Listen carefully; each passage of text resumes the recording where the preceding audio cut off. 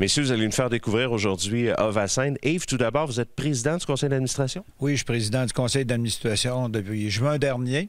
Et puis, Ovacine, c'est une belle grosse organisation. C'est un OBNL. Et puis, ça a commencé en 1983. Ça s'appelait le Comité de spectacle de la ville de Sainte-Marie.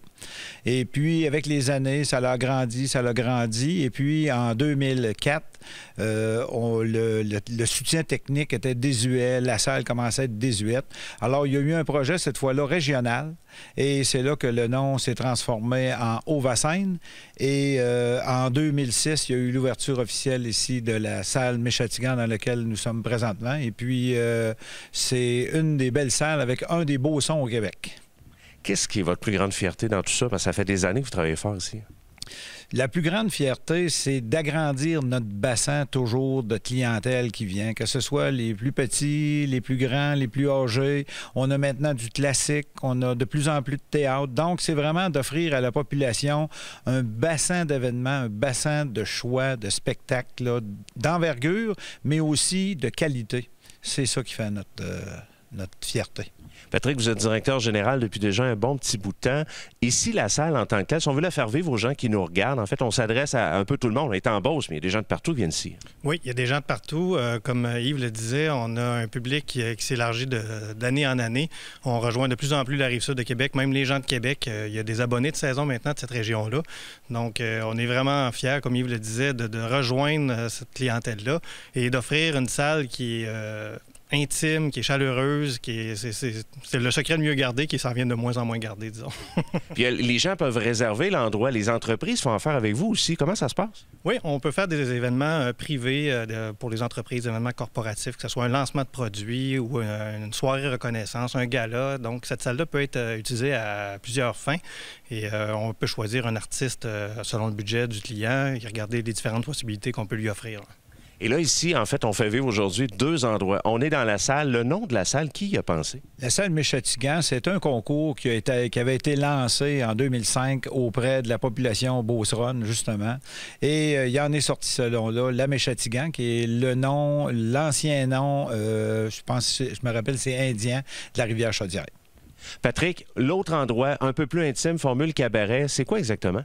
En fait, c'est au Centre Castel. Le Centre Castel, c'est un complexe qui est quasiment neuf. Ça a été construit en 2011.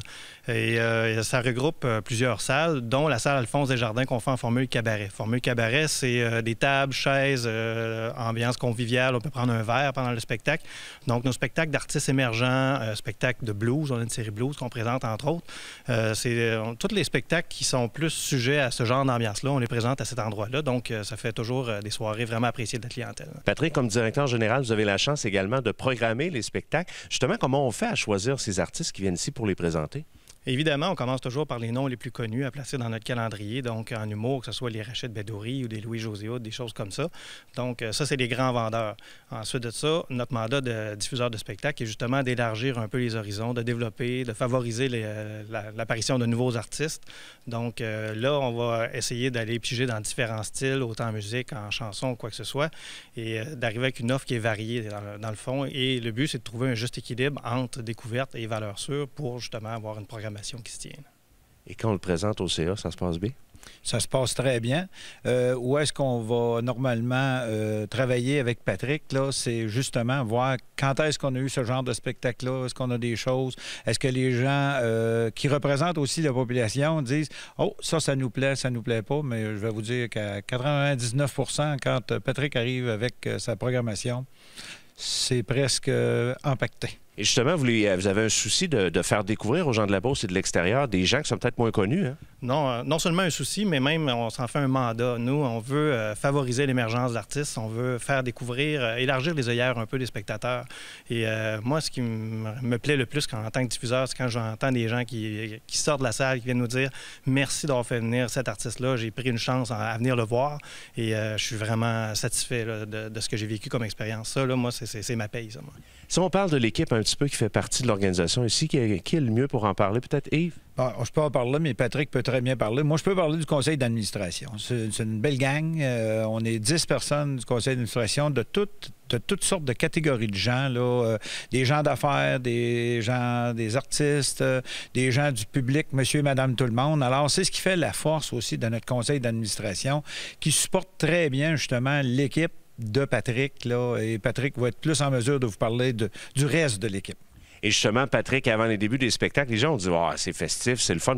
Vous êtes structuré, il y a une réunion avec le personnel. Racontez-moi un petit peu comment ça se passe, les gens qui travaillent ici. Oui, en fait, toute l'équipe d'accueil est composée d'une trentaine de bénévoles. Donc, on est vraiment chanceux d'avoir une belle équipe de bénévoles dévoués et dédiés à la culture dans la région. Et ces gens-là, on fait toujours une rencontre, s'assurer que quand les spectateurs vont arriver, bien, les gens à l'accueil sont en mesure de bien leur dire c'est quoi le spectacle de la soirée, c'est quoi les attentes qu'ils peuvent avoir. Donc, notre personnel est bien informé et bien en mesure de répondre et d'offrir un bon accueil, justement structuré à notre clientèle. Yves, en terminant, la question. Oui. On veut convaincre une personne présentement qui nous regarde, peu importe où on est. Sainte-Marie, c'est facile à trouver tout ça, mais qu'est-ce qu'on leur dit? On leur dit qu'on a une salle intime, comme le disait Patrick, qu'on a une salle avec un son extraordinaire, on a un système technique, une équipe technique hors du commun. Tous les artistes nous en parlent et nous le mentionnent régulièrement. Stationnement gratuit. Ça, c'est majeur aussi. Et puis, ben, on est près de tout. Alors ça attire les gens et des spectacles de qualité. Patrick, en terminant, il y a un site Internet où on retrouve la programmation, la belle brochette d'artistes qui vient ici? Oui, www.ovascène.com ou encore les gens peuvent nous rejoindre à la billetterie. Merci beaucoup, messieurs. Merci. C'est un plaisir. Bonne journée. I spent the ring on the first day, moving on the night. Credit card people keep calling all the time. I move so I get paid. Some change in my pocket, you know.